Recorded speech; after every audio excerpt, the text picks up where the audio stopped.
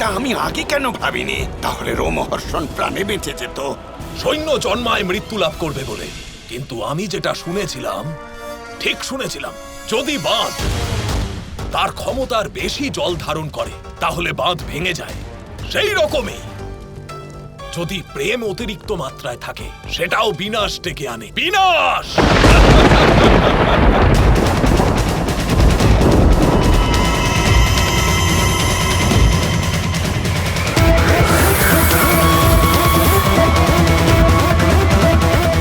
প্রহার করো শম্ভু, শেষ করে দাও সবাইকে।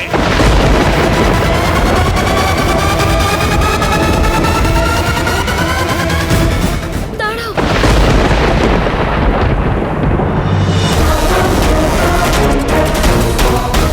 রাধামা, আমার পথ থেকে সরে যান, আমাকে বাধা দেবেন না। না শাম্ব, এটা অনর্থ হচ্ছে। এর উপর প্রহার করলে তোমার প্রাণ চলে যেতে পারে, তুমি শেষ হয়ে যেতে পারো। তাহলে হয়ে যেতে দিন। আজ পর্যন্ত আমার জন্য বাবার আর দ্বারকাবাসীর উপর কতবার বিপদ এসেছে, কতবার আমি ওনাদের প্রাণ কেড়ে নিতে চেয়েছি। আর শ্রীরাধা আজই হলো সেই মুহূর্ত যখন আমি এই মুষলকে শেষ করে নিজের পাপের প্রায়শ্চিত্ত করতে পারবো।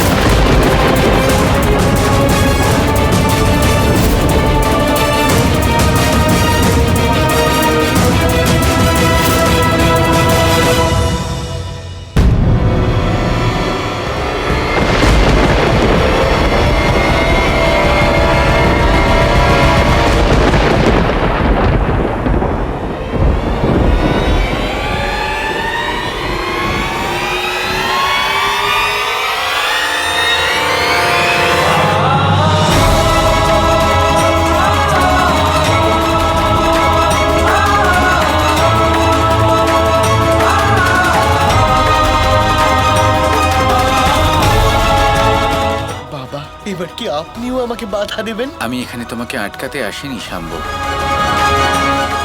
বোঝাতে এসেছি। আমার একটা কথা শুনে নাও, তারপর তোমার যা মনে হয় তুমি তাই করো। আমার লক্ষ্য আমার সামনেই রয়েছে, এই মুষলের অন্ত। না, আবেগের বশে আমরা যখনই কোনো পথ নির্বাচন করি আমাদের মনে হয় আমরা বিকল্পহীন, কিন্তু তা নয়। এই আবেগের ঊর্ধ্বে উঠে দেখো, তোমার কাছেও বিকল্প রয়েছে শাম্ব। বোঝার চেষ্টা করো এটা তুমি কি করছো। কৃষ্ণের ভয়ে দূর করার জন্য এই মুষলকে তুমি শেষ করে দিতে চাইছো। এই কথা বুঝতে পারছো না, এর দ্বারা তুমি নিজেকে শেষ করতে চলেছো, কৃষ্ণকে দুঃখের সাগরে নিমজ্জিত করতে চলেছো। দ্বারকাকে সুরক্ষিত করার জন্য আজ মুষলের ওপর তুমি আঘাত করবে। এটা বুঝতে পারছো না যে এই দ্বারকা নিজের যুবরাজকে হারিয়ে ফেলবে। এই নির্বাচন কি উচিত শাম্ব? বাবা, আমার কর্ম আমাকে এই স্থান, এই পথ বেছে নিতে বাধ্য করেছে।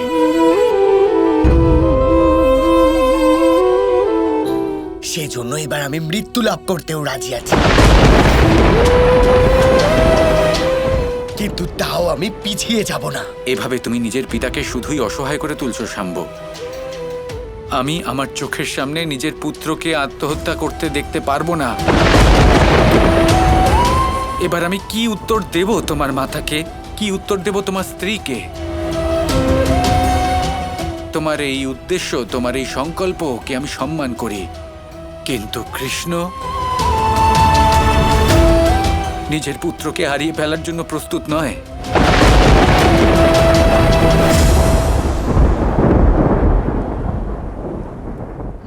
বাবা,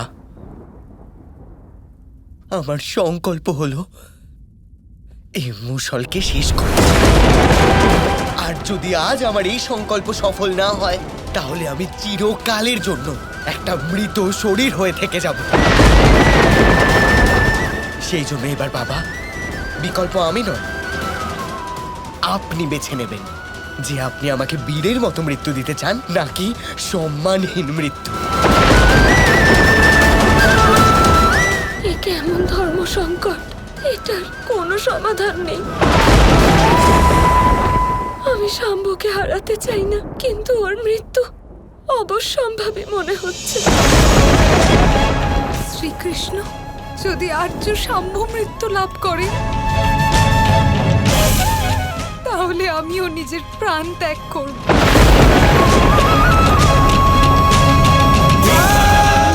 শ্রীকৃষ্ণ, যদি এরকম হয় তাহলে যদুকুল দুঃখের সাগরে নিমজ্জিত হবে। এমন এক অন্ধকার যেখানে প্রকাশের বিন্দু মাত্র কোনো আশা থাকবে না। ব্যাস, হয়তো এটাই সব থেকে বড় সত্যি যে কৃষ্ণ নিজেই বিকল্পহীন হয়ে পড়েছে। যদি বলরাম বেঁচে থাকতে কৃষ্ণ বিকল্পহীন হয়ে পড়ে, তাহলে বলরামের বেঁচে থাকার কোনো অধিকারই নেই।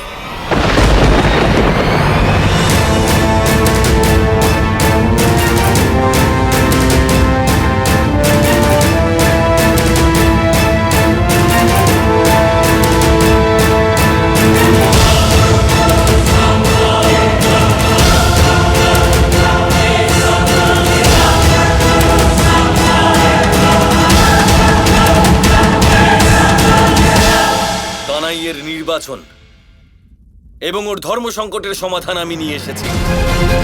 দ্বারকার মহাসেনাপতি এবং নিজের পরিবারের জ্যেষ্ঠ সংরক্ষক বলরাম আমি। দাদাই, আপনি কি করছেন?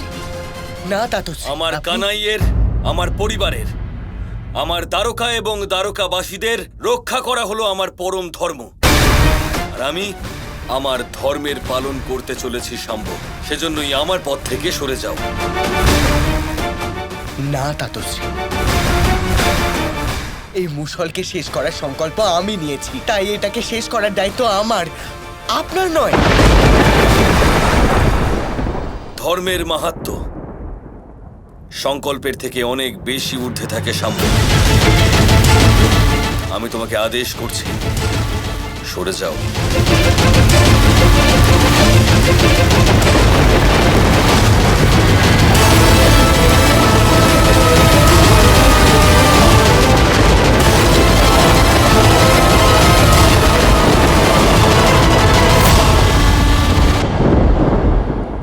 আমাকে বাধা দিও না কানাই।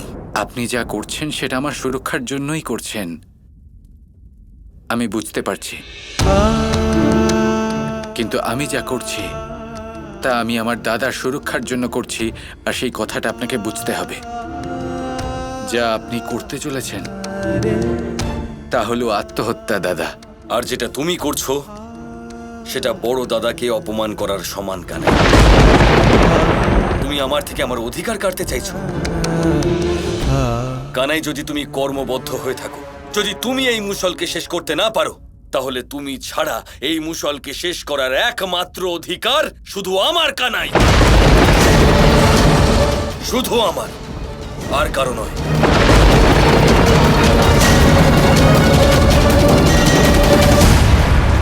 হে মহাদেব, প্রথমে শাম্ব আর এখন বলরাম। কৃষ্ণ এই দুই সমস্যার মধ্যে ফেঁসে গেছে। শাম্ব আর বলরাম মুষল নাশের জন্য দুজনেই নিজের প্রাণ দিতে প্রস্তুত। শ্রীকৃষ্ণকে এই দুজনেরই প্রাণ বাঁচাতে হবে গৌরী, কারণ না তো বলরাম আর না সাম্যের মৃত্যুর সময় এখনো এসেছে। কিন্তু মহাদেব, এ তো সম্ভবই নয়। সম্ভব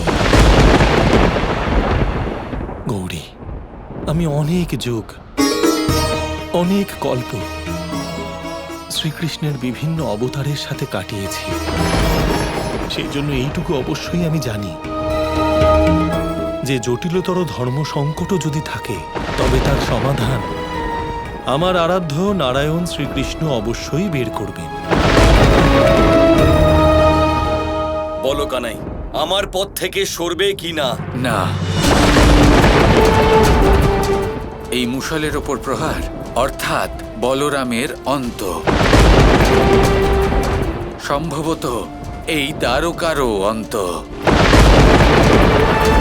আর যদি যদি এই প্রহার অবশ্যম্ভাবী হয়ে থাকে, তাহলে আমি এই পথ থেকে সরব না।